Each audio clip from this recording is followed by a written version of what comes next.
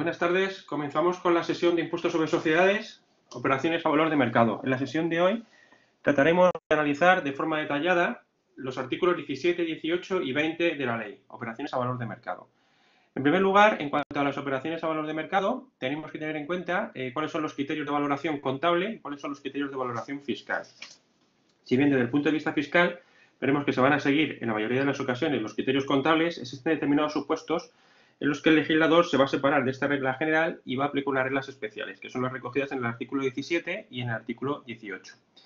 En concreto, en cuanto a lo que estudiaremos en la sesión de hoy, serán las valoraciones de elementos patrimoniales, las operaciones vinculadas y otras reglas de valoración.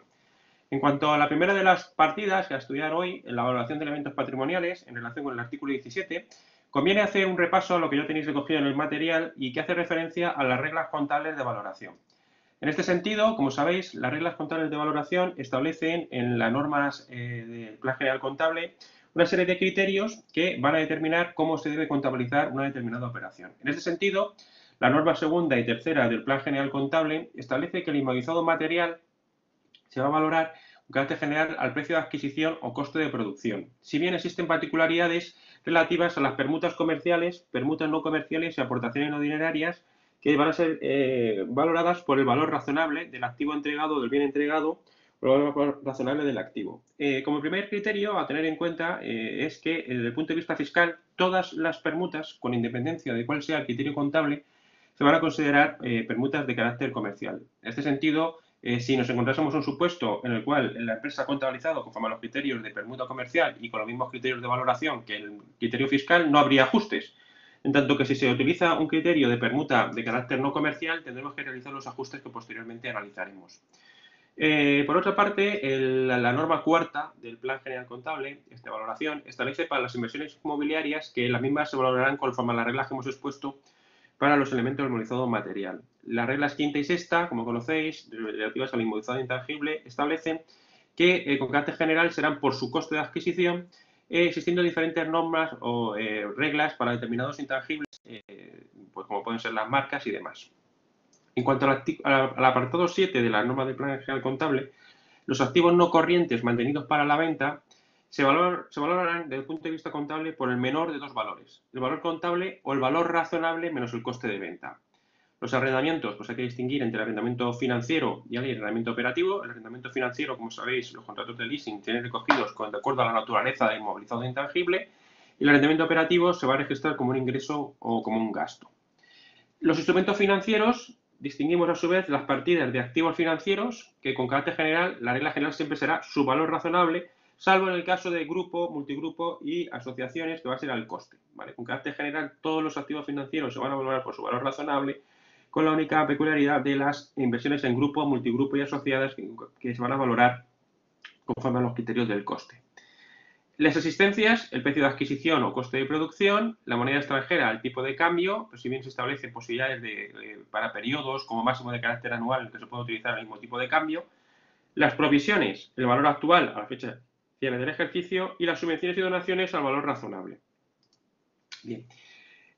Las combinaciones de negocio, empresas que no forman parte del grupo, se valorarán a precio y valor razonable, las operaciones intragrupo al valor razonable y las combinaciones intragrupo, en este caso, las aportaciones no dinerarias al valor contable de los elementos entregados y en el caso de fusiones o escisiones, pues en el caso de que intervenga la sociedad dominante, en el valor de los elementos en las cuentas del grupo y en el caso de que intervengan otras operaciones del grupo, otras empresas del grupo, el valor contable en cuanto a la fecha de la operación. Bien.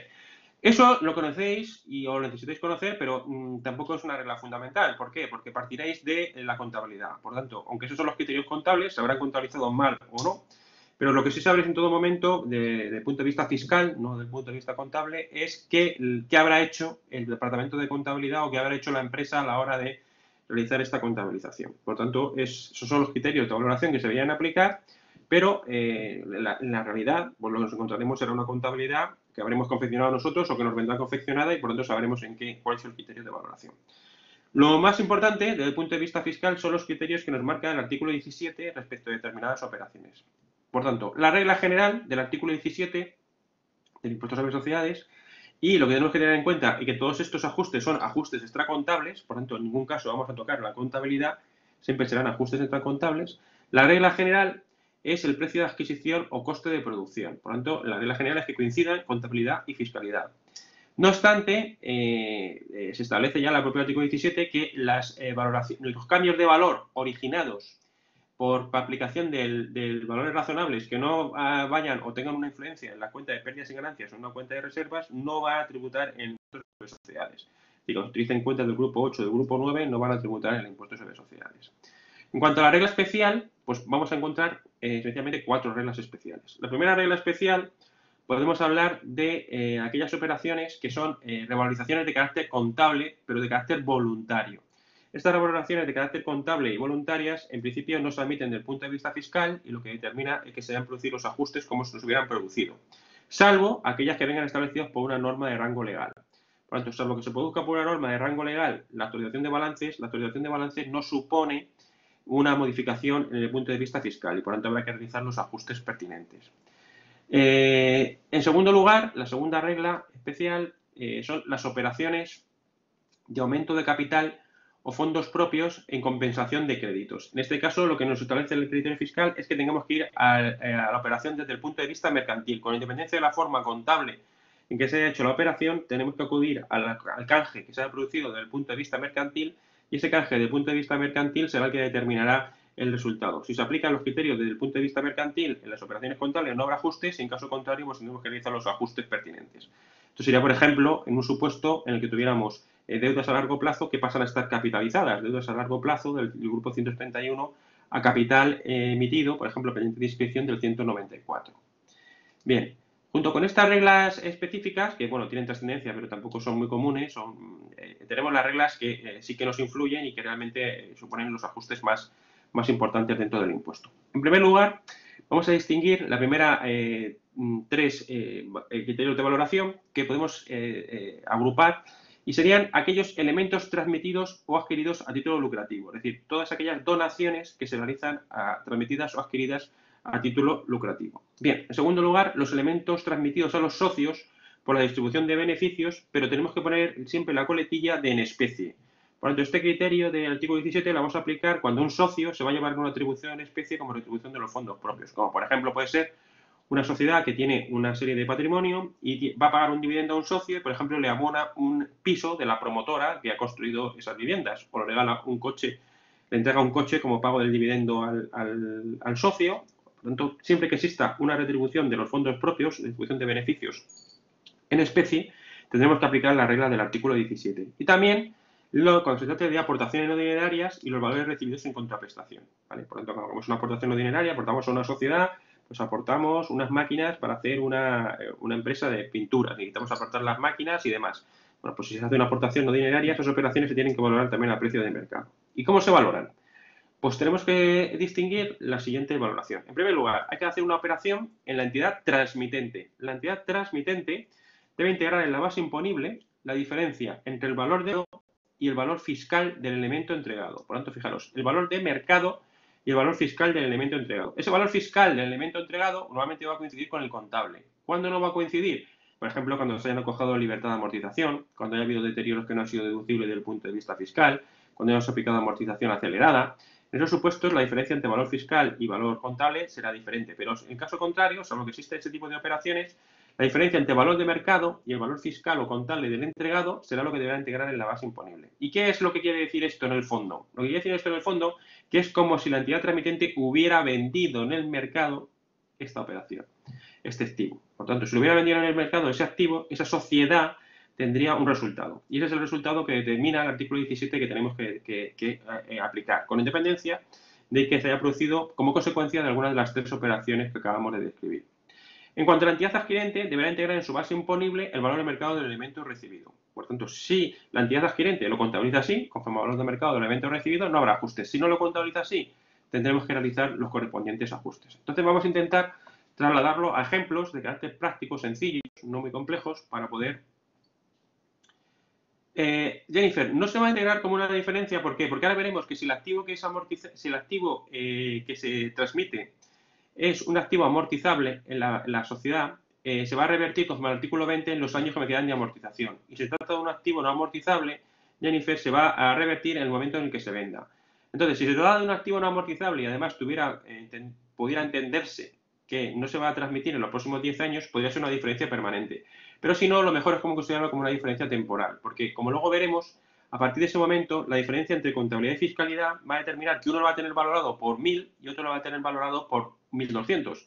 Entonces, contablemente se amortizará por 1.000, fiscalmente se amortizará por 1.200. Por tanto, con carácter general van a ser diferencias temporarias, salvo que sean activos no amortizables, como te digo, y tengan intención de tenerlo durante muchos ejercicios o que no se prevea una reversión en el futuro. Entonces, en ese caso, podría hacerlo como permanente. Pero lo más correcto sería considerarlo como una diferencia temporaria. De todas maneras, Jennifer, si quieres, ahí también, dentro del material que os colgamos en el campus, tenéis un pequeño cuadro de ajustes en el que se implica un poco cuáles son las diferencias temporarias y deducibles, perdón, las diferencias temporarias y permanentes más comunes. Entonces, ahí puedes echar un vistazo si tienes dudas respecto de esos criterios. Dentro del material que os colgamos en el campus tenéis un pequeño cuadro de ajustes en el que se intenta dar respuesta más o menos cuál sería la valoración.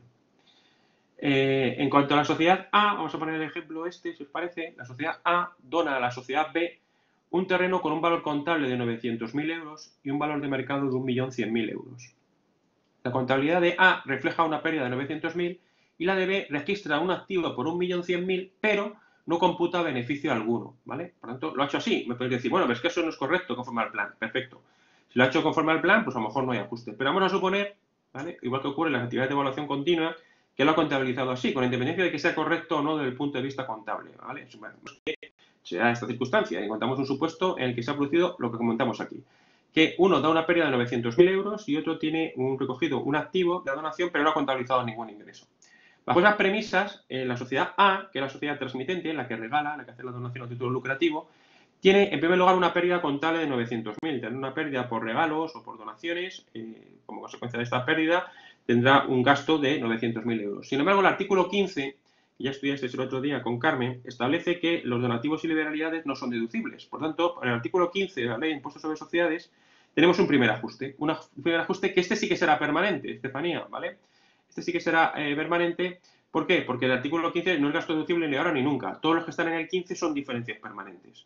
Por lo tanto, pues en primer lugar tenemos un ajuste de más 900.000 por el artículo 15. Y luego resulta que el artículo 17 establece a su vez que cuando se trata de este tipo de operaciones, a título lucrativo, tienes que integrar en la base imponible del transmitente la diferencia entre el valor de mercado del elemento entregado, que en este caso es 1.100.000, y el valor fiscal, que es 900.000. Por lo tanto, tendrías un ajuste adicional de 900.000. El ajuste total es el valor de mercado, 1.100.000, pero se divide en dos categorías. Artículo 15, porque no es deducible, conforme al artículo 15 de diferencia permanente, y 200.000, 900.000 euros y 200.000 euros por el artículo 17 por aplicación de la regla del valor de mercado. Por lo tanto, ajuste positivo 1.100.000, pero por dos artículos diferentes. Unos por 900.000 por el 15 y otros 200.000 por el 17. A su vez, la entidad que recibe, si contablemente no ha determinado ningún resultado, como parece ser que se pone en el supuesto, tendrá un beneficio contable de cero. Sin embargo, fiscalmente tendría un beneficio del valor de mercado del elemento recibido, es decir, 1.100.000. Y por tanto habrá que hacer un ajuste positivo de 1.100.000. Un poco enlazando con lo que me planteaba la compañera, fijaros, desde el punto de vista contable, es posible que esta sociedad lo haya contabilizado por 1.100.000 o no. Si lo hubiera contabilizado por 1.100.000, pues se amortizará conforme a 1.100.000 y fiscalmente conforme a 1.100.000. Y veremos que en la medida que este gasto fue un ajuste positivo, irá revirtiendo conforme al artículo 20. Luego lo veremos más despacio. En segundo lugar, bueno, no sé si esta parte ha quedado más o menos clara. Las primeras tres categorías, los títulos lucrativos, las acciones o dividendos y la prima de... Sí, perfecto.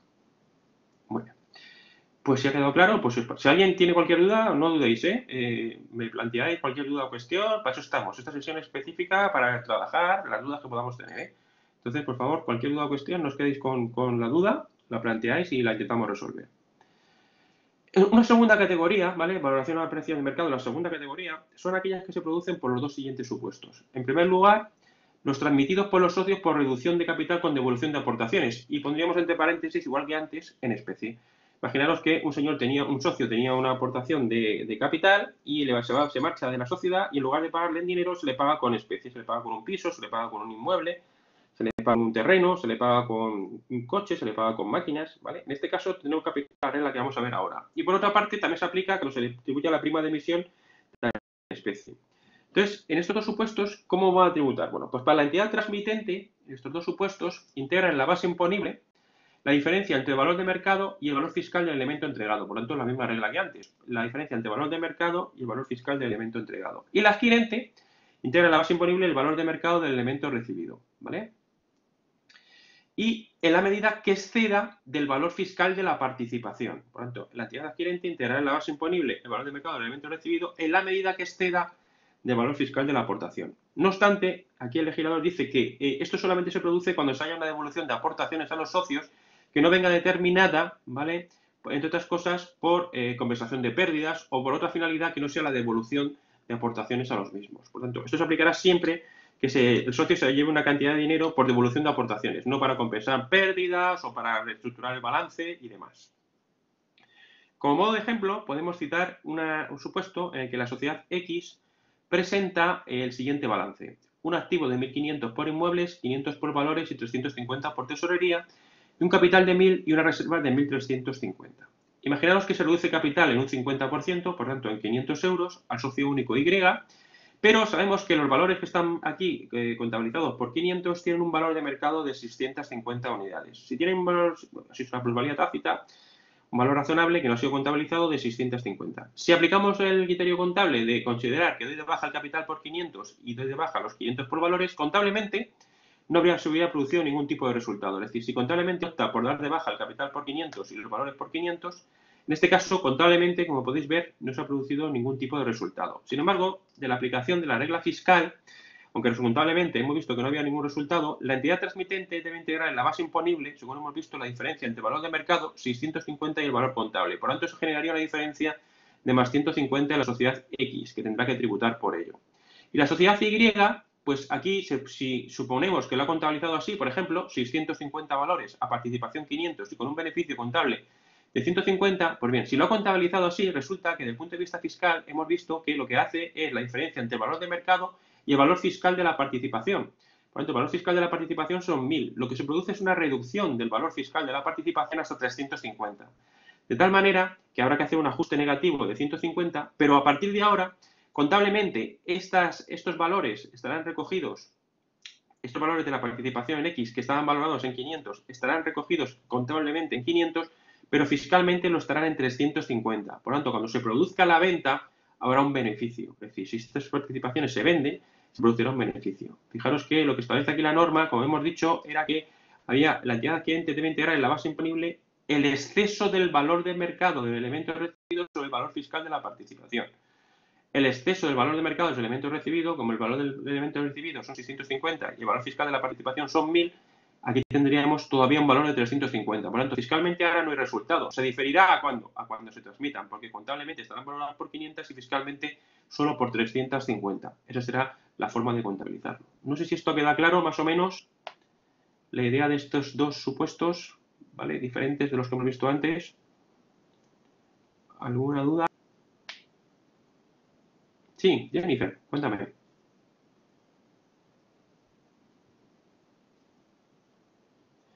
Sí, podría ser también al revés, ¿vale? Porque lo que dices es el valor de mercado, ¿vale? También podría darse la circunstancia al revés. No es muy común, pero podría darse la circunstancia, ¿vale? Sí. ¿Vale? Vamos al tercer supuesto.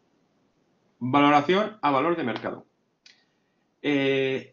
Dos categorías. Los transmitidos a los socios por disolución, ahora el socio no se va, sino que la empresa se disuelve y cada socio se le entrega su parte proporcional de la participación.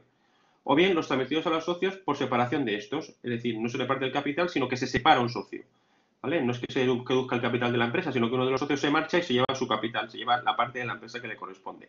Y esta parte de la empresa que se lleva parte en especie. En estos casos, tenemos que integrar para el transmitente, igual que antes, la diferencia entre el valor de mercado y el valor fiscal del elemento entregado. Es decir, para el día que transmite, como si lo hubiera vendido. La diferencia entre el valor de mercado y el valor fiscal del elemento entregado. Y para el adquirente, ahora dice, la base imponible la diferencia entre el valor de mercado de los elementos recibidos, ¿vale?, y el valor fiscal de la participación anulada. Fijaros que antes era el valor fiscal de la participación y ahora es el valor fiscal de la participación anulada. ¿Qué implica esto? Pues vamos a poner que tenemos una sociedad X que posee el 100% de la sociedad Y. X tiene contabilizada su participación en 1.000 y tenemos un balance en el que tenemos 4.000 en inmuebles, 1.000 en valores y 1.000 en tesorería, con un capital de 1.000 y unas reservas de 5.000. La sociedad se disuelve y se entrega, pero además sabemos que aquí los inmuebles no valen 4.000, sino que su valor de mercado son 6.000 y que los valores no son 1.000, sino que su valor de mercado son 1.200. Lo que se va a hacer es disolverse esta entidad y entregarle a los socios este activo que está aquí. En este caso, desde el punto de vista contable, no habría resultado, porque lo que daríamos es capital y reservas, ¿vale?, a inmuebles, valores y tesorería, y por lo tanto 6.000 con 6.000 no habría resultado. Si se ha hecho así la operación, ¿vale?, contablemente no habría ningún tipo de resultado. Pero fiscalmente esta operación, si contablemente se ha hecho así, no tributa de forma igual. Contablemente dice que esta operación tiene que integrarse en la base imponible del transmitente la diferencia entre valor de mercado, que son 6.000, 1.200 y 1.000, que se corresponden, como podéis ver aquí, con los 6.000 del inmueble, 1.200 de valores y 1.000 de tesorería, y da de baja el valor contable, que son los 6.000 que aparecen en la contabilidad. ¿Vale? Y por tanto damos de baja los 6.000 que aparecen en la contabilidad. Como que esta operación, desde el punto de vista fiscal, existe una diferencia de 2.200 que tendrá que tributar. Estos 2.200 tendrán que integrarse en la base imponible. Y la sociedad X, si ha contabilizado esto como antes, 6.000, 1.200 valores y 1.000 tesorería, y da de baja la participación en Y por 1.000, tiene un beneficio contable de 7.200. ¿Qué ocurre? Vamos a aplicar la regla fiscal. La regla fiscal dice que debes integrar la diferencia entre el valor de mercado, que son 8.200, y el valor de la participación anulada. El valor de la participación anulada son 1.000.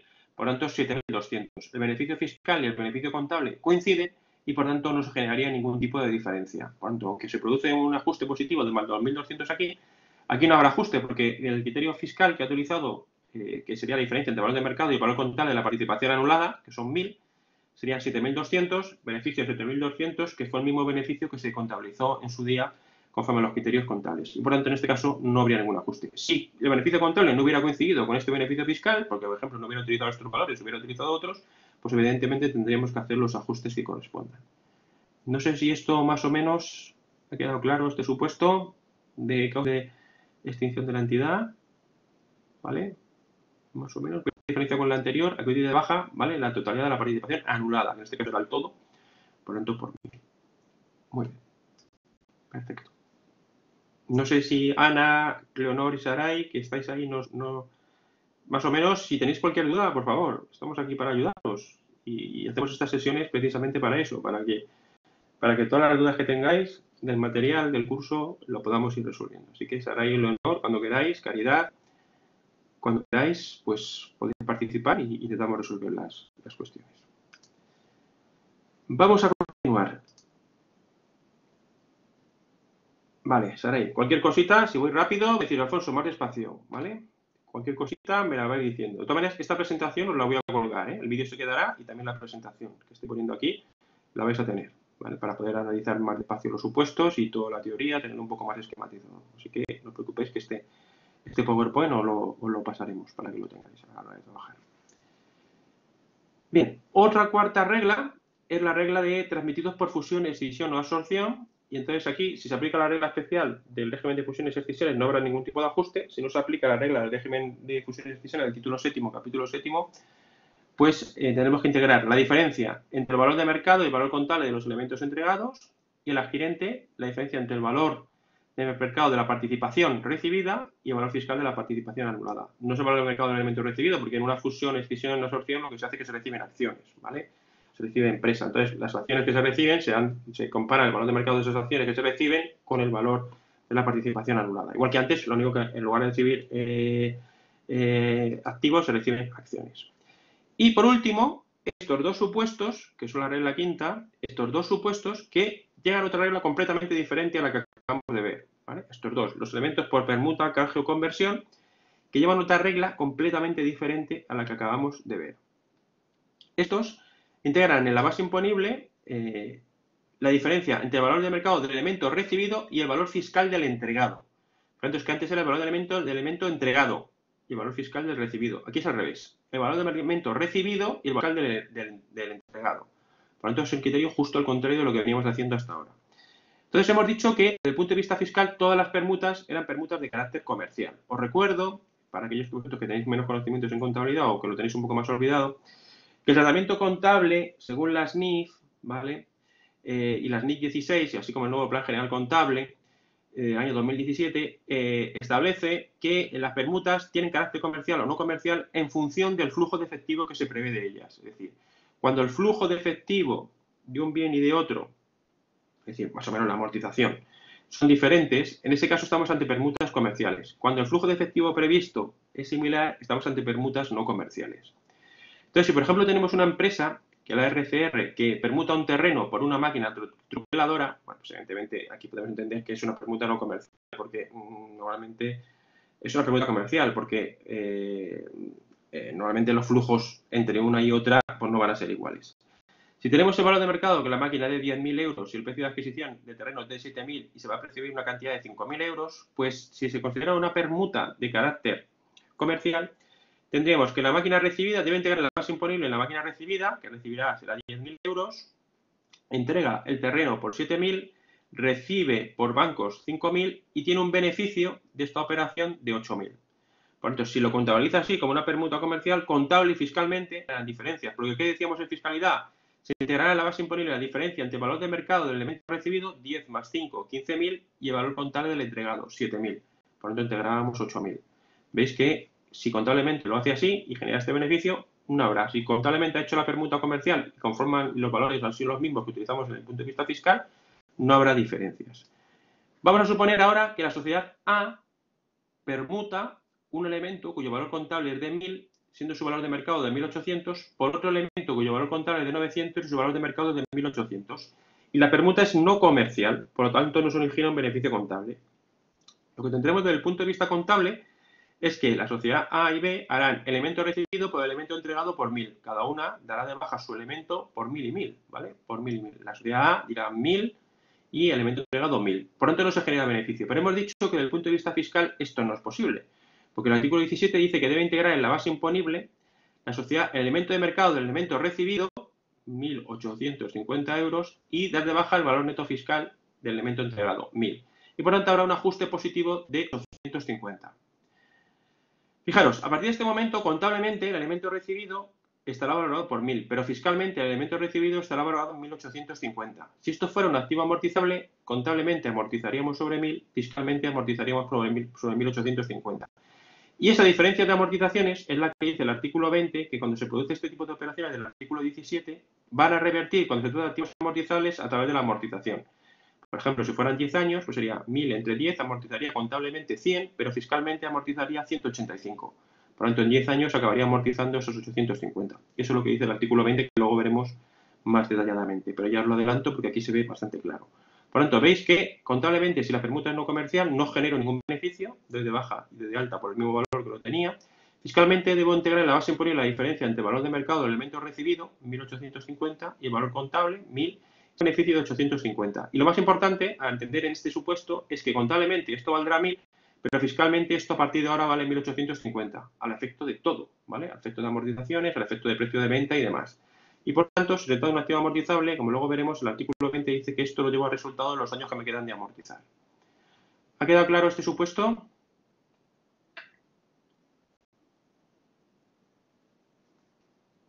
Muy bien. Bueno, pues vamos a hacer uno de los supuestos que tenéis en la carpeta, que para mí es el más clarificador, ¿vale? Si entendéis este supuesto de los que tenéis en las carpetas, el material, vamos, yo creo que está todo bastante entendido, no hay más complicaciones que las que tenemos hasta aquí. Entonces, si os parece, vamos a hacer este supuesto de Alba y Vela, que es el que más detallado viene y el que, entendiendo esto, pues tenemos resueltos el tema de las permutas. Entonces, vamos a suponer que la sociedad Alba es propietaria de un terreno cuyo precio de adquisición son 300.000 y su valor de mercado es de 650.000. Y Vela es propietaria de unas existencias cuyo valor de mercado es de 630.000 y deciden intercambiárselas en el mes de septiembre para hacer una permuta. Y vamos a intentar entender esta operación suponiendo que ambas contabilizan como una permuta de carácter comercial y que ambas contabilizan como una permuta de carácter no comercial. Cuando veremos los ajustes que tiene que hacer Alba y Vela en ambos supuestos. Y vamos a suponer, por último, que Alba, que es la que recibe las existencias, luego las vende por 640.000. ¿Y qué efectos tiene haberlas contabilizado así? Más o menos entendemos el supuesto.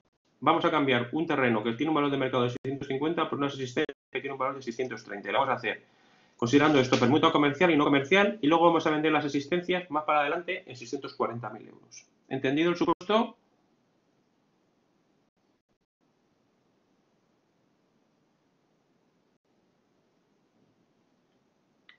Perfecto.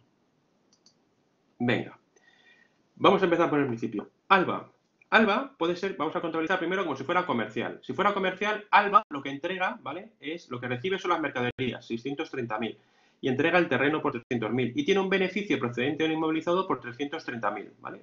Esto es lo que ha hecho contablemente, es lo que hemos visto antes en la NIC, el Plan General Contable, y lo que hemos dicho en las reglas 1 y 2 del Plan General Contable de permutas. La considera como comercial, valor razonable, 630.000 menos terrenos, 300.000 a un beneficio de 330.000. Fenomenal. Esto es lo que lo he hecho contablemente. Fiscalmente, aplicando el 17.4 y el 17.5, dice que debemos integrar en la base imponible la diferencia de mercado del elemento recibido, 630.000, las mercaderías, y el valor contable del elemento entregado, 300.000, 330.000. Vemos que contable y fiscalmente estas cantidades coinciden, por lo tanto no habrá ajustes. No habrá ajustes. Si se ha contabilizado con carácter comercial y coinciden los valores de mercado, no habrá ajustes en este primer supuesto para Alba. Vamos a suponer que para Vela, vamos a hacer igual operación para Vela. Vela lo que hace es que recibe un terreno que vale por 650.000 y entrega las mercaderías que están valoradas en 630.000.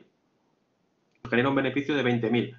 ¿Qué tiene que hacer Vela? Vela tiene que integrar conforme a los criterios fiscales del 17.4 y el 17.5 en la base imponible el valor de mercado de los elementos recibidos. El terreno vale 650.000. El valor neto contable del elemento entregado, 630.000. Beneficio de 20.000. Contable y fiscalmente coinciden, no haremos ajustes. Por tanto, permutas comerciales, siempre y cuando coincidan los valores de mercado aplicados, no habrá ajustes. ¿Entendido? Este primer supuesto, permutas comerciales 2, vemos que no habrá ningún tipo de ajuste, porque los criterios contable y fiscal han coincidido. Entonces, al haber coincidido ambos criterios, no puede haber ajustes. ¿Vale? Bien.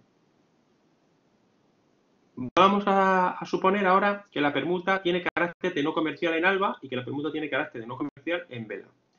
Si la permuta tiene carácter de no comercial, lo que habrán hecho es, habrá dado de baja sus terrenos por 300.000, que es lo que vale conforme a los criterios contables, y habrá dado de alta las mercaderías por 3.000. Por lo tanto, desde el punto de vista contable no ha generado ningún beneficio. Lo que ha hecho es que da de baja su terreno y por lo que da de baja su terreno, da de baja las mercaderías. Sin embargo, fiscalmente hemos dicho que todas las permutas son comerciales, 17.4 y 17.5. Deberá integrar en la base imponible la diferencia entre el valor de mercado del elemento recibido, 630.000, que es lo que valen las existencias, y el valor contable del elemento entregado, 300.000. Diferencia de 330.000. Por lo tanto, un ajuste positivo de 330.000 euros. Un ajuste positivo de 330.000 euros en Alba. En Vela lo que da de baja son las mercaderías que las tiene por 600.000 y meterá el terreno por 630.000. No habrá determinado ningún resultado. Fiscalmente, debe integrar en la base imponible la diferencia entre el valor de mercado del elemento recibido, el terreno, que vale 650.000, y el valor contable del entregado, las existencias, que valen 630.000. Beneficio de 20.000. Como no ha generado beneficio, tiene que hacer un ajuste positivo de 20.000 euros. ¿Entendido?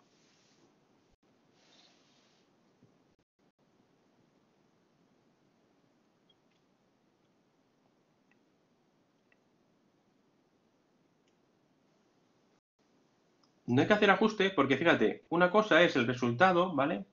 Y nosotros lo que estamos diciendo es, yo tengo que integrar, con independencia de contabilidad, el valor de mercado del elemento recibido, 630.000, ¿vale? Con el valor, tengo que integrar en base imponible, cuando hay una permuta, dice que tengo que ver el valor de mercado del elemento recibido, ¿vale?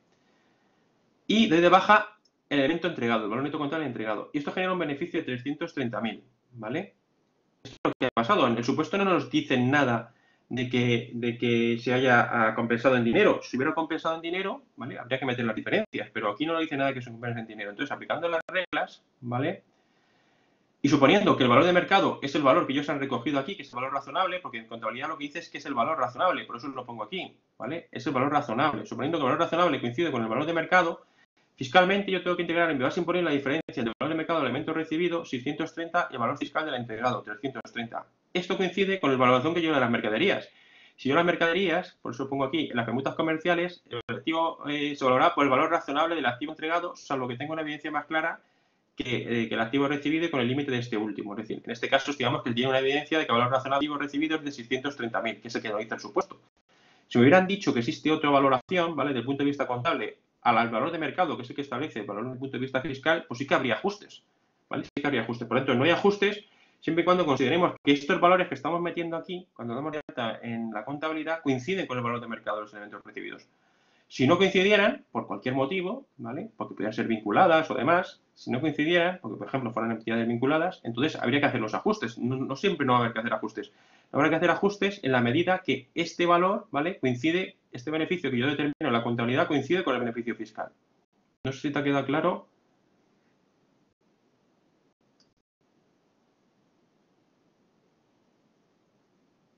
Fernando. Eso es. El valor razonable y el valor de mercado coinciden.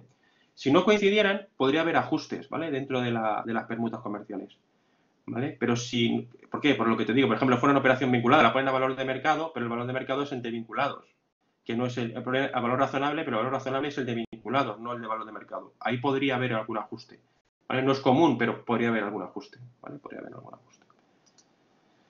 ¿De acuerdo? Hasta aquí más o menos podemos seguir.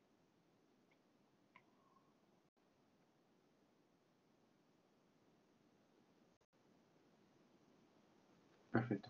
Bien. Fijaros que el supuesto decía que, vamos a imaginar a su vez que Alba, una vez que ha recibido esas existencias, que estaban valoradas en 630.000, si recordáis, las vende por 640.000, suponiendo que lo había contabilizado como una permuta comercial o como una permuta no comercial. Entonces vamos a suponer que la consideró como una permuta comercial. Entonces, si la consideró como una permuta comercial, él tiene contabilizadas las mercaderías en 630.000, las vende por 640.000 y tiene un beneficio de 10.000. El artículo 20 dice que esto coincide. Dice, cuando se adquirieron las mercancías se valoraron por 630.000, por tanto, beneficio contable y beneficio fiscal coinciden. El artículo 20 dice que revertirán los ajustes si se han producido cuando se vendan. Aquí, como no ha habido ajustes, porque en el momento de la compra no se hicieron ajustes, el beneficio contable y el beneficio fiscal coinciden. No tendré que hacer ningún tipo de ajuste. Sin embargo, si yo hice la operación como permuta no comercial, yo tengo las existencias en 300.000 euros. Las vendo por 640.000 y tengo un beneficio de 340.000. Por lo tanto, beneficio contable 340.000. Pero fijaros que al hacer la permuta no comercial, yo lo obligué a hacer un ajuste positivo de 330.000.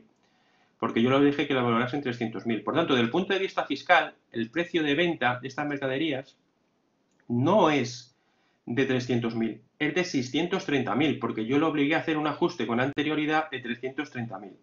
Y ahora el artículo 20 dice que cuando se trate de activos no amortizables o mercaderías, como es este caso, va a revertir ese ajuste de más 330.000 en el momento de la venta. Por tanto, le haría un ajuste negativo de 330.000. Le haría un ajuste negativo de 330.000, que es justo la reversión positivo que yo había hecho previamente cuando hice la permuta de carácter no comercial. Y eso tiene reflejo en el momento en que se produce la transmisión. No sé si esto queda claro, más o menos. Ve todo el mundo que las mercaderías desde el punto de vista fiscal, ¿vale?, están valoradas en 630.000, como contablemente estaban en 300, pues ahora va a revertir, es lo que dice el artículo 20. ¿De acuerdo? Perfecto. Muy bien. Pues si algo que me digáis que tenéis alguna duda, seguimos, ¿vale? Seguimos con las operaciones del artículo 17. Vamos a seguir un poquito más, a entender un poco más de ellas y a trabajar un poquito más, si os parece. Vale. Bueno, este es un supuesto que lo tenéis ahí, lo voy a quitar porque este es el de solar por construcción. Si alguien tiene alguna duda, que me lo pregunte, porque quizás es demasiado complejo, ¿eh? Yo creo que se complica mucho la vida, ¿vale? Voy a poner este que es más sencillito. Este lo tenéis en el material. Si alguien se ha perdido, esencialmente lo que está haciendo en esta operación, ¿vale? Lo tengo aquí, pero quizás es demasiado complejo. Es, en el caso de permutas, sabéis que de obra por obra futura, cómo debemos valorar el activo, ¿vale? Lo que dice es, claro, yo puedo valorarlas hoy, pero el día que me entregan ese piso puede tener otro valor. Entonces te dice cómo valorar esa operación. Es un poco ya demasiado complejo. Yo creo que se lo podéis hacer, si queréis, cuando ya tengáis entendido todo bien, todas las operaciones del artículo 17, como un criterio de una vuelta más. Así que pasa si el valor de la permuta, en el momento que se realiza la permuta, no es el mismo valor en el momento que recibo. Porque fijaros que yo entrego un terreno y recibiré unos pisos dentro de 4 años. Claro, las operaciones se han valorado a precios de hoy, pero dentro de 4 años pueden cambiar los precios, ¿vale? El piso que recibo puede haber subido o puede haber bajado. Y eso cómo afecta al impuesto sobre sociedades en el valor de la permuta. Eso es lo que resuelve ese supuesto, ¿vale? Venga, vamos a hacer uno de disolución, ¿vale? Uno de disolución. Efectos. La entidad PEPO S.A. es accionista única desde 2006 de la entidad POTA S.A., siendo el precio de adquisición por 1 millón de euros. Y además tenemos que va a liquidarse y disolverse, y tenemos que tiene un beneficio de 400.000 euros, siendo los valores del activo y del pasivo los siguientes. Terrenos 1,5 millones, maquinaria 400.000, clientes 200.000 y tesorería 900.000. Tenemos un capital de 1 millón, una reserva de 1.600.000 y todo el ejercicio de 400.000. Se conoce además que realmente, aunque el terreno está valorado, ¿vale?, en 1,5 millones, el valor de mercado en el momento de la disolución es 2.600.000 y el de la maquinaria, que está en 400, realmente el valor de mercado es de 300, ¿vale? Y lo que va a pasar es que se va a disolver y como consecuencia de esta disolución la entidad PEPO, ¿vale?, contabiliza los elementos patrimoniales al valor de mercado de los elementos recibidos. Entonces, nos digan que digamos las consecuencias fiscales desde el punto de vista de ambas sociedades. Entonces, vamos a ver. Para la entidad que se disuelve, la entidad que se disuelve. La disolución, ¿vale? Se produce la extinción de la entidad conforme al artículo 27 de la Ley de Impuestos sobre Sociedades y además hay que valorar el precio de mercado porque así lo dice el 17.5 según lo acabamos de ver. Lo que tenemos es que el terreno tiene un valor de 1,5 millones y un valor fiscal de 2.600, la maquinaria tiene un valor de 400 y un valor fiscal de 300, el cliente vale 200 y 200 y la tesorería, como no puede ser de otra forma, vale lo mismo. Por tanto, el valor contable de estos activos es 3 millones, pero el valor fiscal de estos activos es 4 millones.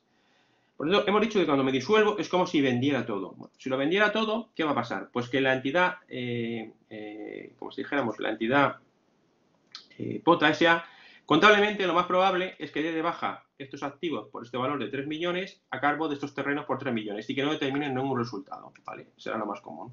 Es decir, que desde el punto de vista contable lo que haga es que dé de baja 3 millones por 3 millones. Sin embargo, desde el punto de vista fiscal, hemos dicho que esta operación se debe valorar por la diferencia entre el valor de mercado del elemento transmitido, que son 4 millones, ¿vale? Lo veis todos que son 4 millones, y el valor fiscal, ¿vale? de la participación, que va a ser anulada, que en este caso son 3 millones, ¿vale? Son 3 millones porque, claro, que teníamos capital, reserva y resultado del ejercicio, el valor fiscal. Por lo tanto, doy de baja esa participación por ese importe y lo que voy a tener, ¿vale? Es un resultado fiscal de 1 millón de euros. ¿Por qué es importante esto y por qué me he metido en este supuesto? 1 millón de euros que por lo tanto determinará si contablemente no lo he hecho, un ajuste positivo de 1 millón de euros. Pero fijaros, imaginaos que yo hago esta disolución, pero yo a los socios lo he hecho conforme lo que hemos dicho. Hemos cogido y hemos dicho al socio, oye, tú tienes 3 millones, que es lo que vale en tu pasivo, lo que tienes reconocido en tu contabilidad, y esto vale 3 millones, por lo tanto no tiene resultado. Claro, si yo hago el impuesto sobre sociedades y hago el ajuste positivo por 1 millón, resulta que de los 900.000 euros que te ibas a llevar en dinero en efectivo, hay que pagar el impuesto sobre sociedades. ¿Quién paga el impuesto sobre sociedades? Porque la sociedad ya se ha disuelto y liquidado. Tiene 0 en el activo y 0 en el pasivo. Y cuando presente el impuesto sobre sociedades, tengo que pagar 250.000 euros. Fijaros. Hice el supuesto que tenía 400.000 euros de beneficio del periodo, 1 millón de este ajuste que le acabo de hacer, 1.400.000, el 25%, necesito 350.000 euros. Por tanto, cuando yo te disuelva y me liquide, no puedo devolverle los 900.000 euros. Porque si le devuelvo los 900.000 euros, ¿quién va a pagar el impuesto sobre sociedades? Los socios. Entonces, lo que más normal es que lo pague la sociedad. Entonces, lo que haremos será devolver 900.000 menos el que el efecto positivo del artículo 17, que será 350.000. Por eso ponemos aquí que tienes impuesto corriente de 350, Hacienda Pública Acreedora 350, Hacienda Pública Acreedora 350, tesorería. Por tanto, no te vas a llevar 900.000. ¿Qué te vas a llevar? Te vas a llevar 1,5 millones, 400, 200 y 550 de tesorería. Este sería el balance de disolución. Este sería el balance de disolución. ¿Lo veis todos? Además, el resultado contable del periodo, como eran 400.000, le resto 350 al impuesto sobre sociedades, no son 400.000, me quedo en 50.000. Por tanto, el balance de disolución no es este. El balance de disolución no es este, sino este menos el resultado de las operaciones del artículo 17, que es descontar aquí el dinero del impuesto sobre sociedades y de este beneficio el propio impuesto sobre sociedades, que es un gasto, otra cosa que fiscalmente no sea deducible, pero en la contabilidad sí. Y por tanto, me quedaría 900.000 menos 350.000, 550.000 y el resultado del ejercicio 400.000 menos 350.000, 50.000. Y eso es lo que tendrá que tributar por el impuesto sobre sociedades. ¿No se os ha quedado claro?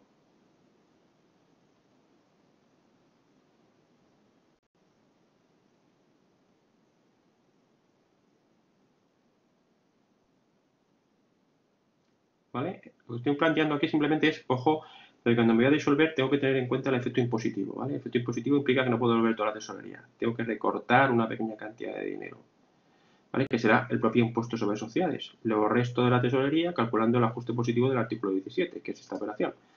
Yo digo 400.000, que es el resultado contable que me decía que tenía el supuesto, le sumo 1 millón, porque tengo que ofrecer esta operación conforme al artículo 17, me da 1.400.000, le aplico el 25%, una cuota íntegra de 350. Por tanto, el dinero a repartir no son 900, son 900 menos lo que va a pagar Hacienda, 350. Y mi resultado del ejercicio es el resultado incluyendo el propio impuesto sobre sociedades.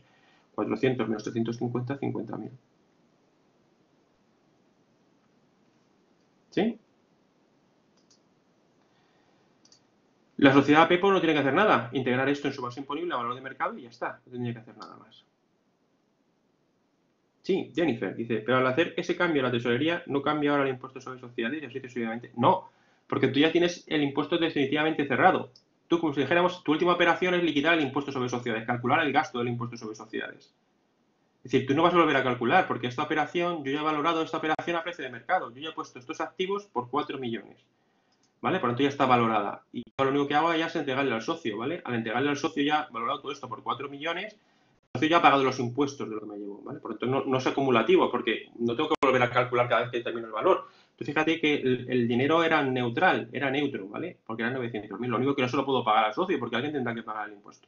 ¿De acuerdo? Perfecto. Muy bien. No sé si tenéis alguna duda más del 17, ¿vale? Yo con esto creo que el 17 le hemos dado una vuelta bastante extensa. Si tenéis alguna duda más del artículo 17, alguna cuestión que pueda echaros una mano. Más o menos el 17 la tenemos.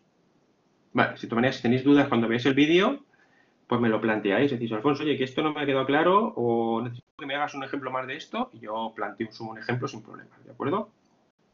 Venga, vamos al artículo 18, si os parece. El artículo 18 es lo que se denominan operaciones vinculadas. Y tenéis que un poco desmarcarlo, porque en las operaciones vinculadas se van a dar... es cierto que tenemos que valorarlo a precio de mercado, habrá que hacerlo así, pero las del 17 son las operaciones que hemos visto, por lo tanto son casos tasados. Los del 17 son casos tasados, los que acabamos de ver ahí, por eso hemos estado viendo grupo 1, grupo 2, grupo 3, grupo 4 y grupo 5. Por lo tanto, cuando aplico el artículo 17, son los casos tasados que acabo de ver. Y lo que vamos a ver en el artículo 18 es cualquier tipo de operación que realice un socio con una sociedad. ¿Vale? Por lo tanto, el artículo 18 es cualquier tipo de operación. El artículo 17 son solo las categorías de operaciones que acabamos de describir. ¿En qué consisten las operaciones vinculadas? Vamos, si os parece, primero a intentar entender cuál es el concepto, lo que está detrás de las operaciones vinculadas y por qué se hace esto. Y luego ya entramos en el régimen fiscal y por qué se hacen las operaciones de esta manera. Fijaros, si yo resulta, vamos a ponerlo más claro que es en el ámbito internacional, que es donde más se puede ver. Imaginaros que yo tengo una empresa que en España paga el impuesto sobre sociedades el 25%. Y resulta que tengo otra empresa en Irlanda que paga el 5% de impuestos sobre sociedades. Y las dos son empresas de las que tengo el 100%. Entonces, a mí, por ejemplo, yo puedo decir que todos los servicios que me presta la sociedad irlandesa son muy altos respecto al precio de mercado. Es decir, cuando le presto los servicios de asesoría, le presto los servicios de gestión, le vendo asientos, por ejemplo, imaginaos que es una fábrica de coches. Le vendo los asientos, le vendo los motores, los hago por Irlanda, de manera que se los vendo allí porque allí el beneficio que yo genere va a tributar al 5%. Y en España, el gasto que yo me aplique, me lo aplico al 25%. De esa manera, a mí lo que me va a interesar es llevar todos los gastos a España y todos los beneficios a Irlanda. Eso es lo que se llama precio de transferencia. De tal manera que todos los beneficios me los intento llevar allí. ¿Cómo? Pues a través de las operaciones que hacemos entre nosotros, ¿vale? Las ponemos a un precio muy superior al de mercado. Con esa operación al precio de mercado lo que hago es detraer recursos de los países donde tengo más tributación y llevármelos a los países de baja tributación. Para evitar eso surge el artículo 18, ¿vale? Surge el artículo 18 y las obligaciones que ahora vamos a ver. Además, como esto desde el punto de vista era difícil de controlar, cada vez existen más obligaciones formales. Y por eso existe un modelo, que es el modelo 232, que es la obligación de informar o de documentar operaciones del artículo 232. En función del volumen de operaciones que yo haga, estas obligaciones están obligados simplemente a informar que he hecho una operación vinculada y decir cómo la he valorado, o si superan determinados umbrales, además habrá que utilizar uno de los medios de valoración y tenerlo documentado. No hay que aportarlo, sino que hay que tenerlo documentado por si acaso me lo pidiera los órganos de inspección. Lo que establece la norma es la obligación de tener preparada la documentación si acaso me lo pidiera la inspección, no aportarla en cada momento. Bueno, entendida un poco la teoría básica de lo que está detrás del artículo 18, en primer lugar, que se aplica a todas las operaciones, no solo a las de la naturaleza del artículo 17, y en segundo lugar, que lo que pretende es evitar que a través de operaciones entre personas vinculadas se muevan los beneficios de una entidad a otra. Igual pasaría entre una persona física y una persona jurídica. Si resulta que una persona física resulta que tributa el 22% y una jurídica el 25%, tendré incentivo a llevarme los ingresos a la persona jurídica y los gastos a la persona física. ¿Vale? Bajo esa premisa. Bien. Entonces, vamos a ver en primer lugar cuándo el legislador considera que tengo que aplicar este artículo 18. Por lo tanto, tengo que aplicar los criterios de vinculación. Pues tienes que aplicarlo en los siguientes supuestos. Cuando una relación entre socio y sociedad es superior al 25% del capital. Por lo tanto, si tengo más del 25% del capital, estoy obligado a aplicar esta operación de entidades vinculadas.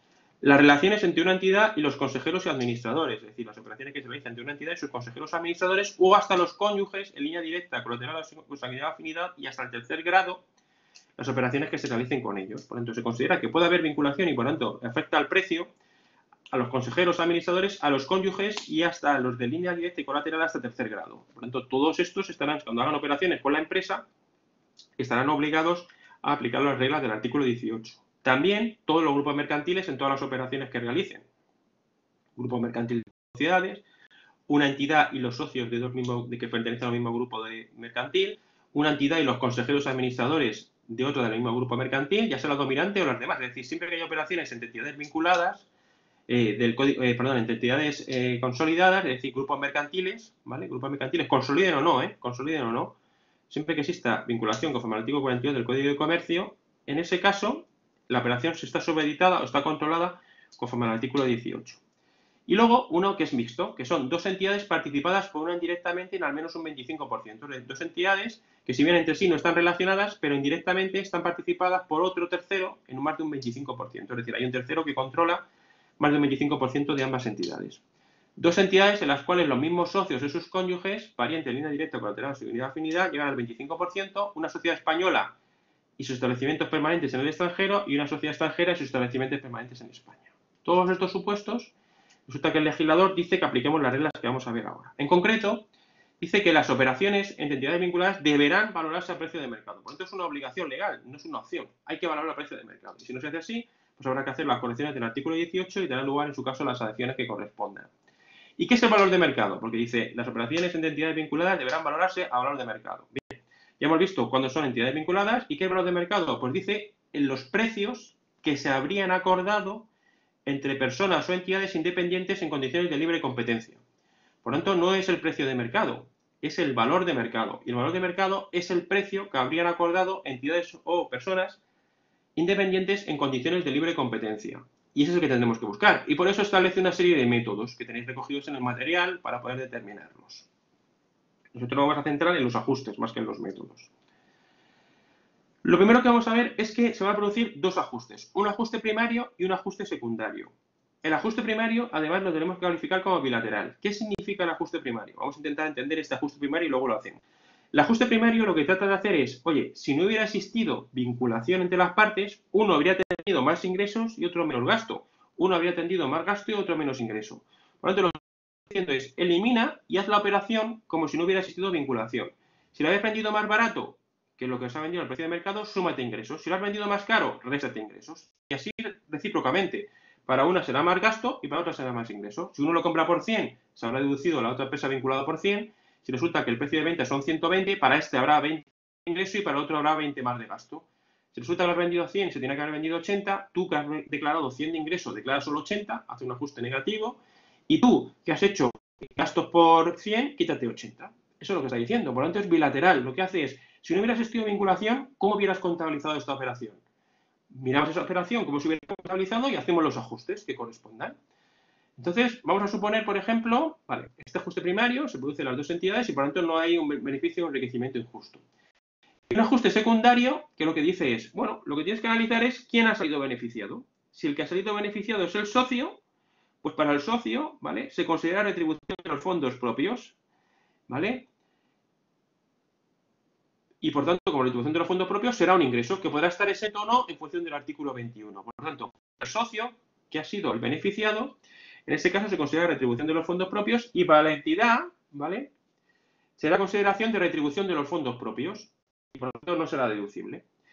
Cuando la diferencia es a favor de la entidad participada, es decir, el accionista no es el beneficiado, sino que es la sociedad participada la beneficiada, en ese caso se considera que es una aportación del socio, un aumento de capital, una aportación a los fondos propios y, por tanto, para el socio supondrá un incremento de valor de la participación y para la sociedad un incremento de los fondos propios.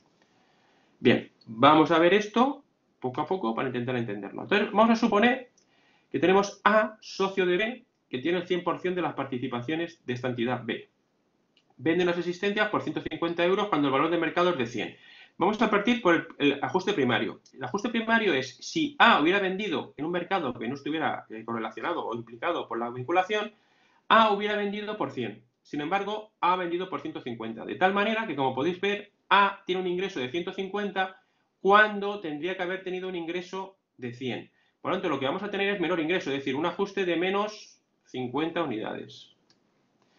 B, a su vez, ha contabilizado un gasto de 150. Sin embargo, si lo hubiera comprado por 100, solamente habría contabilizado un gasto de 100. Por tanto, lo que tendrá es un ajuste de más 50.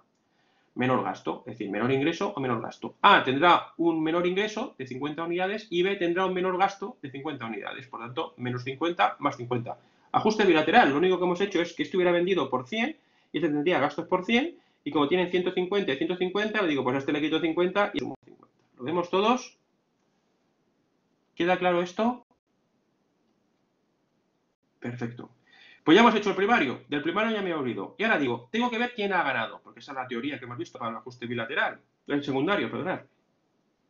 Resulta que vendo algo por 150 que si yo hubiera acudido al mercado hubiera vendido por 100. Por tanto, el que gana, como podéis ver, es el socio, ¿vale? El que gana es el socio. El que gana es esta entidad, ¿vale? Porque vende por 150 algo que en el mercado lo hubiera vendido por 100. Fenomenal. Pues si gana el socio, tenemos que ir a la regla del socio. Entonces decimos, se considera retribución, si la diferencia es a favor del socio, se considera retribución de los fondos propios. Ah, pues ya está. Si se considera retribución de los fondos propios, decimos, para A es un ingreso de 50, ¿vale? Por tanto, ¿vale?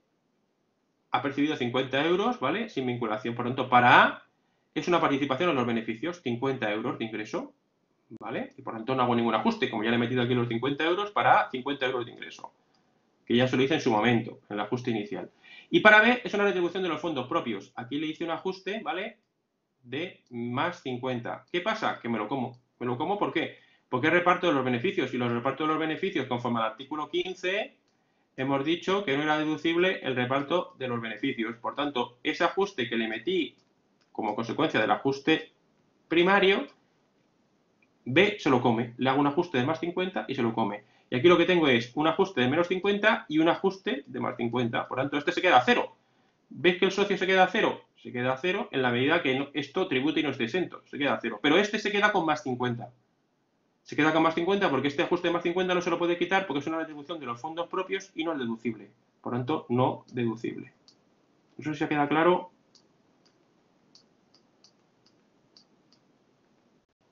¿Ha quedado claro?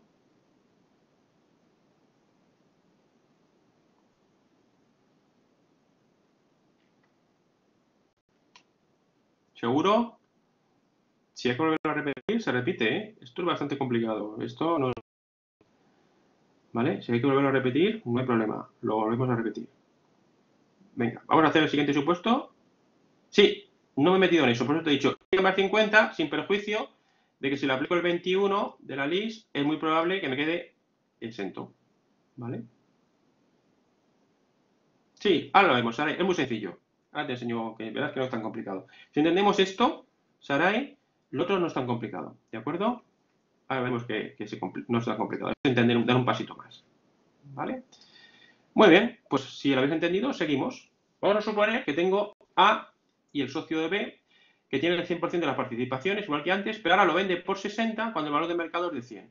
Por tanto, si yo lo hubiera vendido en un mercado real, A obtendría 40 euros más, por tanto, tiene un mayor ingreso, A tiene más 40, porque ha declarado 60 de ingreso y tendría que haber tenido más 40, a su vez B, que tiene un gasto de 60, tendría un gasto de 100, por tanto, B lo que tiene es un ajuste de menos 40. Por tanto, el primario, si hubiera vendido 20 a 60 gastos por 60, este tendría, perdón, si hubiera vendido 100 a gastos por 100, este tendría más 40 y este tendría menos 40 de gastos. Por lo tanto, el ajuste primario y bilateral lo tenemos claro.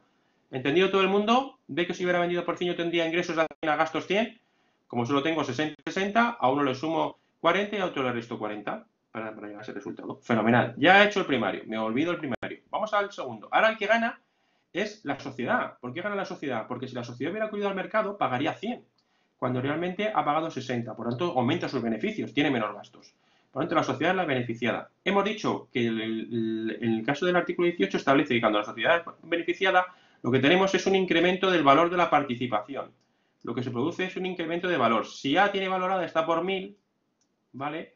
Ahora su participación vale 1040, porque lo que se considera es que es un incremento del valor de la participación. Y el día que lo venda, ¿vale? Cuando lo venda, si lo vendo, ¿vale? Por ejemplo, por 2000 tendré un beneficio fiscal de 960 y un beneficio contable de solo, ¿vale? Un beneficio contable de 1000. Y entonces se producirá la reversión. ¿Entendido esto? ¿Veis que desde el punto de vista fiscal dice, como has hecho esta operación, tendrás que evaluar 1040? Lo tienes que valorar en 1040. ¿Vale? Por lo tanto, como el beneficiado es la entidad, para el socio es mayor valor de la participación. Mayor valor de la participación ya no vale 1000, ahora vale 1040. Cuando lo venda, tendría un beneficio fiscal de 960, un beneficio contable de 2000, ajuste de menos 40. Revertirá en el momento que lo venda. Fenomenal. Para la sociedad, aportación a los fondos propios no afecta a la base imponible. No afecta a la base imponible. Base imponible no la afecta, por tanto, tengo un ajuste de menos 40 que lo dejo así. Esto no me afecta a la base imponible. ¿Entendido este caso? El caso contrario.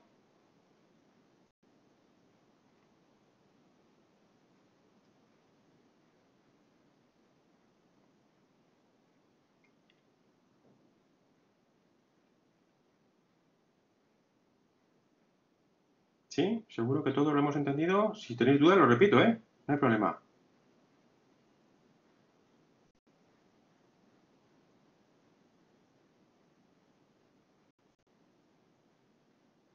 Sí, Ana, te repito el ajuste secundario. Mira, eso es. Mira, te repito el ajuste secundario, Ana. Fíjate, decimos, para A, para el socio, el legislador dice que esto es incremento de los fondos propios. Por tanto, le hemos hecho un ajuste de más 40, más ingresos, y eso, en principio, ajuste más 40 a la base imponible. Y ahora decimos, ¿y eso me lo revierto como ocurría antes? Dice, bueno, pues lo que tienes es que tu participación, incremento de los fondos propios, valor de la participación, para la entidad B, es que tu valían 1000, por ejemplo. Pues ahora le sumas 40 de valor de adquisición. Estos 40 que le has sumado aquí, no te los quitas ahora como pasaba antes, sino que se los subes al valor de adquisición de tu participación en B. Si valía 1000, ahora vale 1040. Si yo mañana lo vendo por 2000, yo tengo un beneficio fiscal de 960. Contablemente, mi valor de la participación seguiría siendo 1000. Si lo vendo por 2000, tengo un beneficio de 1000. Por tanto, estos más 40 que le acabo de sumar aquí,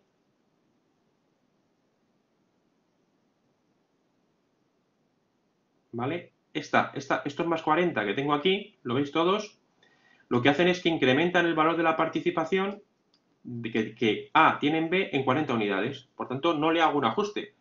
Lo que lo hago es que lo dejo aquí, ¿vale? Más 40, lo dejo ahí, y lo que hago es que el día que venda, el beneficio fiscal será más pequeño. Por lo tanto, el giro te dice, tú tributas hoy y lo difieres, este ajuste negativo, ¿vale? ¿Lo difieres a cuándo? Lo difieres al momento en que lo vendas, porque tu participación habrá aumentado de 1000 a 1040.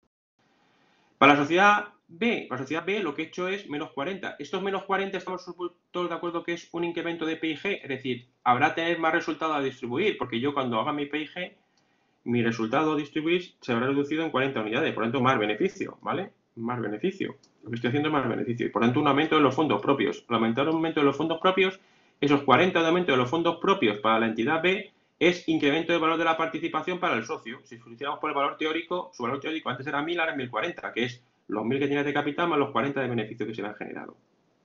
No sé si ahora te ha quedado más claro, Ana. Saray, no pasa nada. Si te queda todavía dudas, si se puede aclarar, Saray, no hay problema. No hace falta que lo veas dos veces, ya que estamos aquí. Eso es. Este ajuste primario solo lo hace la inspección si no has aplicado las reglas. ¿Vale? Si no has aplicado las reglas. ¿De acuerdo? Si has aplicado la regla, la inspección no te puede hacer esto. Si tú has aplicado las reglas y esto está así, la inspección no te hará este ajuste secundario, ni este ajuste primario, porque ya lo habrás hecho bien, y por tanto no te puede entrar en el 18. Es solamente cuando no has aplicado la regla del 18. Es la penalización que tienes, cuando no has aplicado la regla del 18. Si lo hubieras hecho bien, no te aplica el 18 y tienes gasto de ingreso a los dos sitios. Saray, ¿alguna cosa en concreto de aquí, de esta parte, que quieras que aclaremos?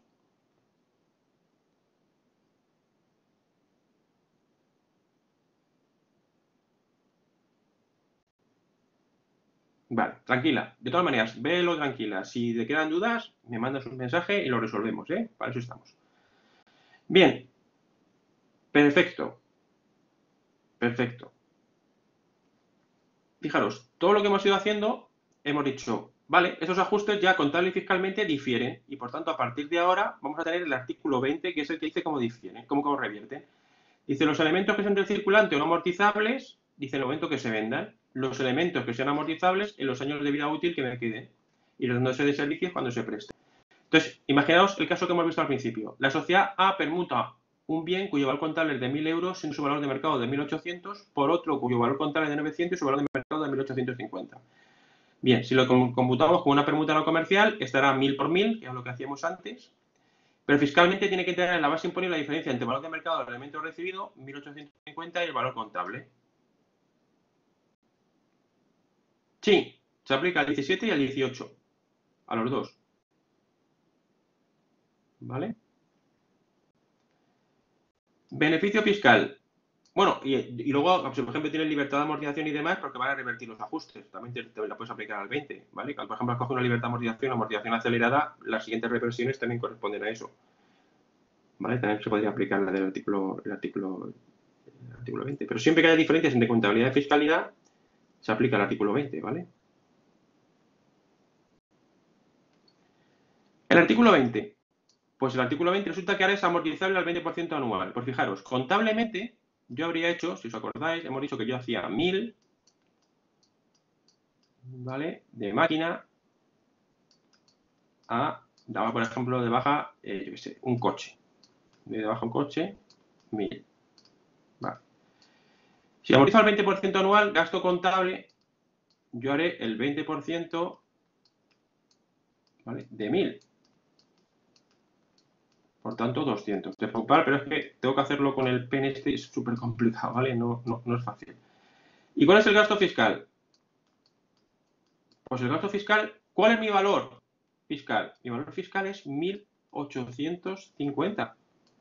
Porque yo le he obligado a hacer un ajuste positivo de 1.850. Si le aplico el 20%, mi gasto fiscal es de 370.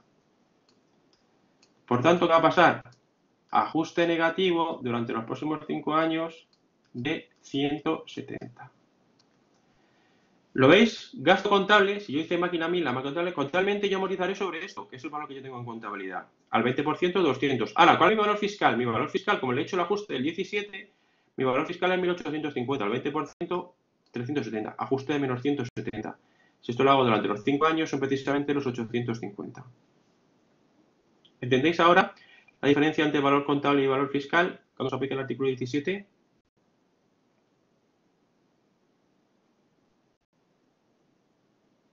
¿Vale? Y esto es lo que dice el artículo 20. Esto que estamos aquí, esto es lo que dice el artículo 20. Si esto no fuera amortizable, pues cuando se pueden vender máquinas son existencias, pues el día que las venda, estas existencias valdrán 1000 y en contra fiscalmente valdrán 1850. Revierte todo de un golpe cuando se vende, cuando se trata de existencias. Bueno, el artículo 19 simplemente son las sujetas a retención y demás, que tampoco tiene mucho más misterio. Bien. Vale, como sé que sois tímidos y parece que no queréis siempre, ante aquí siempre da la sensación, pues traigo un ejemplo que intenta resumir todo lo que hemos visto del derecho, ¿vale? A ver si con esto os puedo ayudar un poquito más, ¿qué os parece? ¿Vale? Vamos a intentar hacer lo mismo, pero vamos a intentar que sea una persona física y una persona jurídica los que apliquen el artículo 18. Entonces, voy a intentar resumirlo.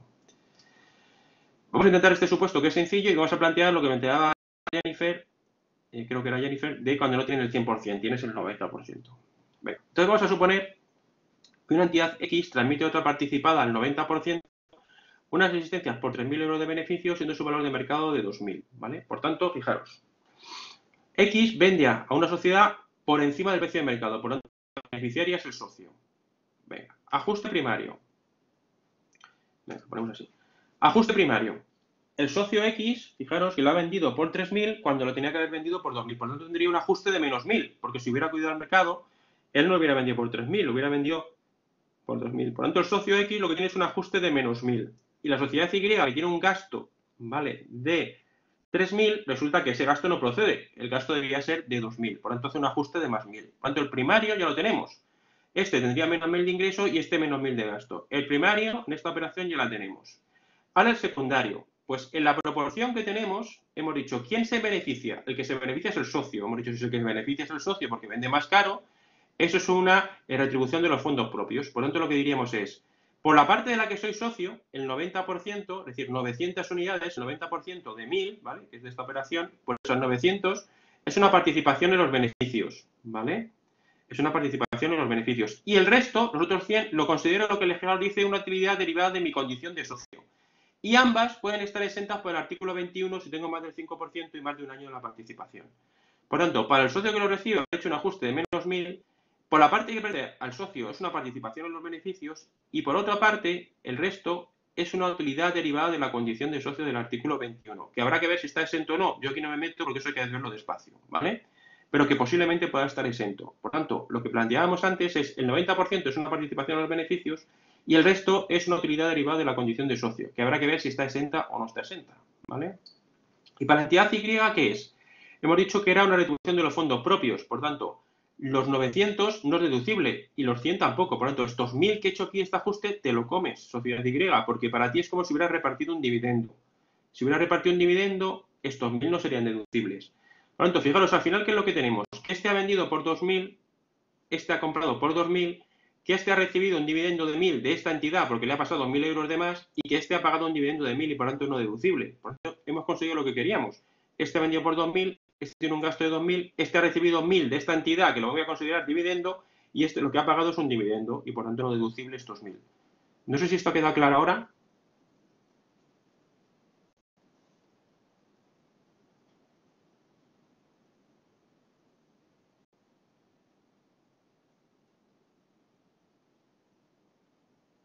Vale.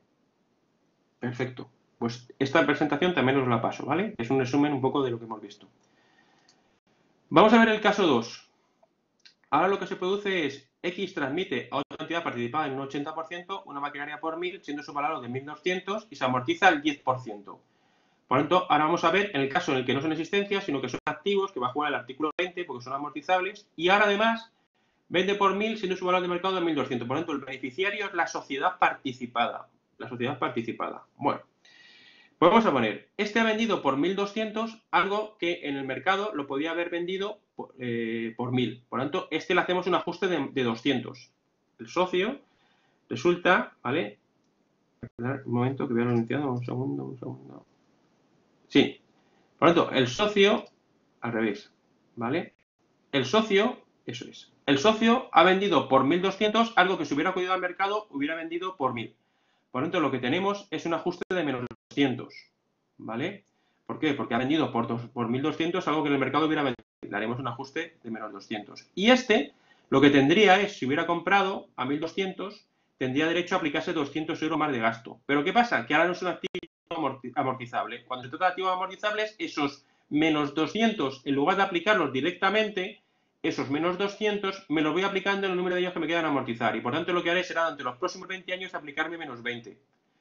Antes decíamos más 200 menos 200. ¿Por qué? Porque eran activos no amortizables. Cuando se trata de activos amortizables, lo que haré será aplicarme durante los años que me quedan de amortización menos 20. Menos 20, menos 20, menos 20, en total menos 200. Pero no de un solo golpe, sino los 10 años que me quedan por amortizar. ¿Entendido este ajuste primario bilateral cuando son activos amortizables? En lugar de hacer más 200 menos 200 tan automático como antes, lo que hacemos es, como es amortizable, lo voy llevando en los próximos 10 años. Por lo tanto, hago más 200 menos 20, menos 20, menos 20, menos 20, menos 20, menos 20, menos 20, así durante 10 ejercicios. Eso es. Eso es. Es el artículo 20, que dice que te lo tienes que llevar en los periodos. Por eso hasta ahora lo que hemos hecho era el ejemplo de terrenos y existencias. Ahora que aplicamos un activo amortizable, tenemos que hacerlo así. No sé si eso os ha tocado mucho. Es lo mismo que hemos hecho antes, lo que pasa es que en vez de hacerlo en un periodo, hay que hacer este positivo aquí y este en menos 200 de aquí, porque este tendría, en vez de gasto de 1000 que ha tenido 1200, ¿vale? Este gasto no lo puedo aplicar en este periodo, lo tengo que llevar en 10 años, que es el periodo que tiene de amortización ese activo. Me lo notaría menos 20, menos 20, menos 20, menos 20. Una vez entendido ese, vamos al ajuste secundario. El ajuste secundario, en la parte que yo soy socio, como he vendido, si os fijáis, por debajo del precio de mercado, lo que dice es, en la parte que has vendido por debajo del precio de mercado y que eres socio, es un incremento del valor de tu participación. Es decir, la participación del socio sube en 160, que eran los 40 que teníamos antes. Y los otros 40 se los ha regalado el resto de los socios, por tanto es una liberalidad no deducible. Por tanto, aquí le habré hecho un ajuste de más 200, he incrementado mi participación en 160 y los otros 40 son no deducibles, me los como. ¿Por qué? Porque es una liberalidad no deducible por el artículo 15. Pues el 80% es un incremento de la participación, si valía 1000, ahora valdrá 1060 a futuro, pero los otros 40 se los regalan a los otros socios, liberalidad no deducible, por tanto no hago nada. Y para la sociedad es un incremento de los fondos propios por la parte que tiene el socio, 160, y para el resto, ¿qué es? Es un regalo. Y por tanto tiene que hacer un ajuste de más 40, porque le acaba de regalar 40 unidades. Al regalarle 40 unidades es un regalo, artículo 17, valor de mercado, 40 unidades. Por lo tanto, tendría un ajuste de menos 200 que difiere durante 10 años, un incremento de los fondos propios de 160 y un incremento de la base imponible de 40 por el regalo que me acaban de hacer. No sé si esto queda claro.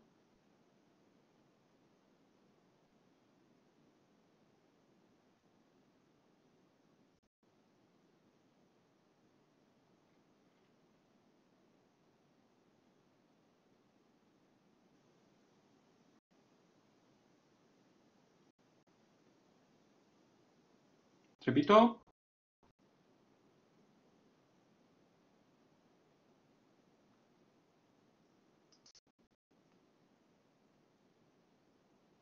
Sí.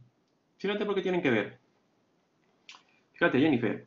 Si esos socios hubieran acudido al mercado, ¿vale? Fíjate que yo a esos socios les estoy diciendo, tu resultado se incrementa en 200, ¿vale? Tu beneficio se incrementa en 200, ¿vale? Por lo tanto, si yo reparto, imagínate que solamente está este beneficio. Si yo reparto este 200, que es el único beneficio que han tenido, pues por esta operación, el socio este se llevaría 160 y los otros socios se llevarían 40. ¿Vale? Pero no ha habido ninguna operación, solo esta operación. Por lo tanto, el socio este se llevaría los 160, que te dice que esto, como no te lo has llevado, se te considera incremento de los fondos propios, y los otros socios se llevarían 40, y estos 40 son porque se os ha regalado este socio. Porque realmente no ha habido una operación, porque ha puesto un precio por debajo del precio de mercado, se los ha regalado este socio. Por lo tanto, este socio le ha hecho un regalo a la sociedad. Al hacer un regalo a la sociedad, esta sociedad tiene que contabilizar esos 40 de ingreso. ¿Vale? Tiene que contabilizar esos 40 de ingreso. Porque si no, tendría el gasto de 200 y el regalo, vale, esto es un regalo. Por lo tanto, tiene gasto de 200, y por lo tanto incrementaría en 200 su beneficio, pero no son 200, porque hay 40 que te ha regalado un socio, por lo tanto tu beneficio es 160. ¿Vale? Realmente es esto lo único que, no te, que tendrías que incrementar los fondos propios. Pero esto es un regalo. No sé si te ha quedado claro, Jennifer. En el socio, el efecto que tienes, pues tienes un incremento de participación de 160, por lo tanto esto lo recuperarás a futuro, Fernando, pero estos 40 los has perdido. Por lo tanto, para el socio tienes un ajuste de más 200 ahora, por lo tanto, bueno, al socio tiene un ajuste de más 200 ahora, tributa ahora por 200, revertirán en el futuro, cuando venda la participación, 160, y tienes 40, que es un ingreso que te comes. No puedes hacer nada. Esos 40 te los tienes que comer. ¿Vale? Jennifer, ¿de verdad que te ha quedado claro? Que esto yo entiendo que es complicado, que esto es complicado, esto no es fácil, esto es, vamos, complicado. Pero, ¿entiendes la idea de que si solamente tienen estos 200, a mí me han regalado 40 y lo que me están repartiendo precisamente son esos 40? Por lo tanto, sí que tienen que ver, porque esos 40 que yo me llevo se le corresponde porque un socio me ha regalado esto. Por lo tanto, la sociedad lo pone como un regalo y te dice, vale, no lo puedes repartir esto, tienes que tributar por esta parte. ¿De acuerdo? Sí, es complicado, esto tenéis que estudiarlo despacito, pero yo creo que a lo mejor con lo que habéis estudiado y con esta presentación y con los supuestos aquí, que los tengáis, yo creo que a lo mejor sí que conseguís. El problema es que, claro, como son 4 casos o 5 casos, tienes que ser capaz de ver en qué caso estoy. Lo único que tenéis que fijaros es que esto es un puzzle, ¿vale? Y por lo tanto, cada puzzle, cada uno de los 2 sistemas tiene un caso. Siempre tenéis que contar las 4 piezas. Fijaros que hemos pintado 4 piezas. Por lo tanto, para el artículo 18 son solamente 4 piezas. Y para el artículo 17 simplemente saber en qué categoría estoy. ¿Vale? Y luego jugar con el artículo 20. ¿De acuerdo? Bien. ¿Qué me queda? Pues me queda solo pensar que hasta ahora hemos planteado que siempre el socio era persona jurídica, pero también puede ser una persona física. ¿Cómo tributaría esto? Pues bueno, vamos a suponer que el activo de una sociedad figura la partida de préstamos a socios por importe de 20.000 euros. Es decir, la sociedad le ha prestado al socio por 20.000 euros. Se lo presta al 0%. Y resulta que el tipo de interés legal es el del 5,5%. Por lo tanto, la sociedad le hace un al socio por 20.000 euros gratis. Sin embargo, el mercado, si el socio hubiera acudido, tendría 5,5% que pagar de interés. Pues, ¿cómo contabilizamos esto? Pues lo que decimos es, ajuste bilateral, se aplica igual, ¿vale? Ajuste primario y luego ajuste secundario. Ajuste primario, decimos, para que lo entendáis mejor. Vamos a ver por aquí. Para la sociedad X, si yo hubiera hecho un préstamo a alguien, yo tendría ingresos financieros por 1.100. Esto lo tenemos todos claro, por lo tanto le hago un ajuste de 1.100. La sociedad X, si yo hubiera hecho un préstamo a alguien, yo tendría unos ingresos por 1.100, 20.000 por el 5,5%.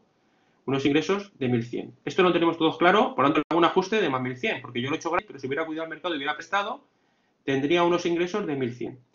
Y el socio lo que tendría sería unos gastos por intereses de 1.100. ¿Qué ocurre? El socio persona física, ¿esos gastos de 1.100 son deducibles o no? Pues dependerá para qué se le haya dado el préstamo. Si se lo hemos dado, por ejemplo, por una actividad económica o por un rendimiento de capital inmobiliario, se lo podrá deducir, con los límites que existen en renta, pero se lo podrá deducir. Ahora, si se lo hemos dado al socio para que se compre un coche, eso no es deducible en renta y por tanto no se lo podrá deducir. Por tanto, la sociedad tendrá 1.100 de ingreso y el socio tendrá 1.100 de gasto, que serán deducibles o no en función de la finalidad para que haya sido ese préstamo. ¿Qué es una actividad económica? Deducibles. ¿Qué es un rendimiento de capital inmobiliario para lo que se ha dado ese préstamo? Deducible. ¿Para comprarse un coche? No deducible. ¿Entendido este primer ajuste bilateral? Primario. ¿Queda claro? ¿Lo veis? ¿Vale? Perfecto. Vamos al ajuste secundario. El ajuste secundario hemos dicho, ¿quién gana aquí? Pues aquí el que gana es el socio, evidentemente. ¿Por qué gana? Porque si hubiera acudido al mercado tendría que pagarle al banco 1.100 euros de intereses. Pues para el socio es un dividendo, por tanto rendimiento de capital inmobiliario. Para el socio un dividendo, rendimiento de capital inmobiliario. Y para la sociedad es como si fuera un dividendo, no deducible. Por tanto, retribución de los fondos propios no deducible. La sociedad se queda con un ajuste de más 1.100, no deducible. El socio se queda con un rendimiento de capital mobiliario que sería un dividendo por 1.100 y es deducible o no en función de esos intereses de si lo afecta a una actividad económica o no lo tenga un efecto en una actividad económica. Y eso será la operación. Por lo tanto, hemos conseguido lo que queríamos, colocar a cada uno en su sitio. No sé si esto queda claro.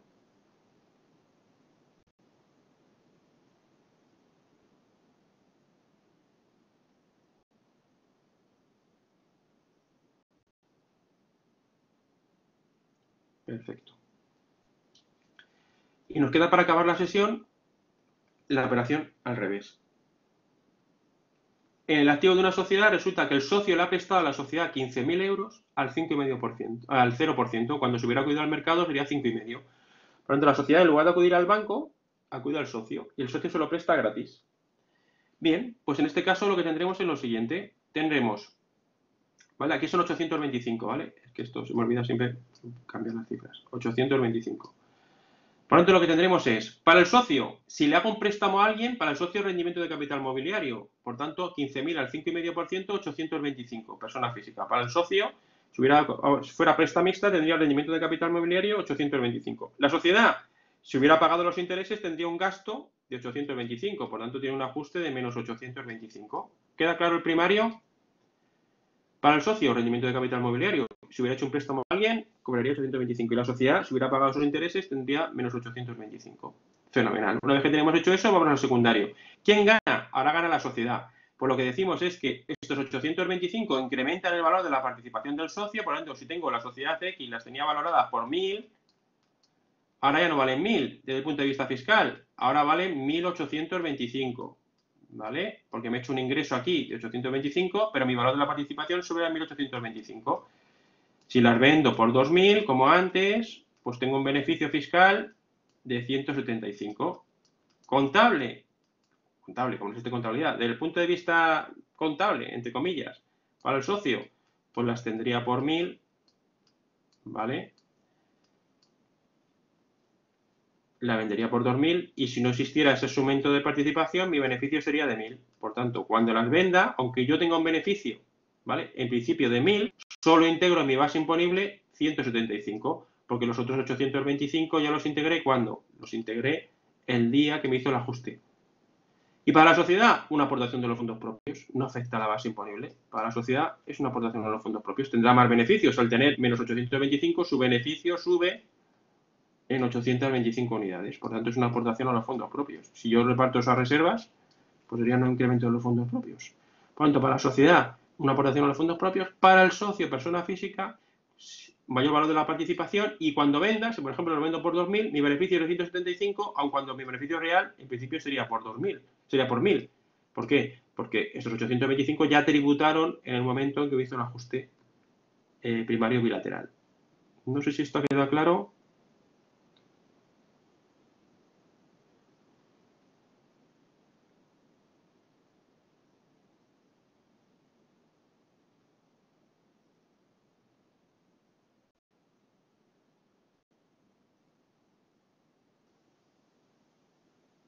¿Vale? Si veis, es lo mismo. A lo mejor es más fácil empezar a entenderlo por aquí, luego aplicarlo a sociedades, ¿vale? Pero la mecánica es exactamente igual. No estamos cambiando, lo único que cambiamos la nomenclatura porque unos son rendimientos y otros son ingresos, pero da lo mismo.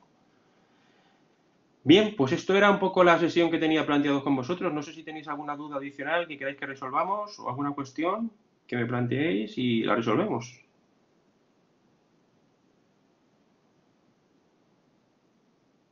¿Alguna duda o cuestión? Fenomenal. Muy bien, pues nada, confío en que os sea interesante, que os haya parecido interesante, productiva. Os voy a colgar tanto la sesión de vídeo en cuanto la pueda descargar, porque ahora sube a YouTube, ¿vale? Y luego tengo que descargarla y como ahora estamos con mucha gente, tarda un poquito, ¿vale? Pero la descargaré y también os subiré las dos presentaciones para que la tengáis tanto vosotros como el resto de los compañeros que nos han podido conectar hoy. Bien, no sé si tenéis alguna adicional que queréis que hagamos de algún tema para ir preparándola. Creo que va a preparar una Carmen del artículo 16, ¿vale? Va a preparar una Carmen del artículo 16 y si no lo hace ella, pues lo haré yo, no os preocupéis, del artículo 16. Y no sé si tenéis algún otro artículo que consideréis que necesitamos hacer algún caso más, o alguna duda, alguna cuestión que podamos ir resolviendo. Vale. Fenomenal. Pues, bueno, de todas maneras, estamos a tiempo. Todas las dudas o cuestiones que tengáis, recordad, campus. Tanto Carmen como yo, en cuanto nos digáis, vamos preparando y os preparamos una sesión de lo que haga falta, ¿vale? Para ayudaros a todos. Muy bien, muchas gracias. Pues nada, muchas gracias por haberos conectado a los compañeros que están aquí presentes, al resto de los compañeros igualmente cuando lo puedan ver y sobre todo cuidaros, ¿vale? Cuidaros mucho que estamos en una situación en la que hay que cuidarse un poquito, ¿vale? Muchas gracias.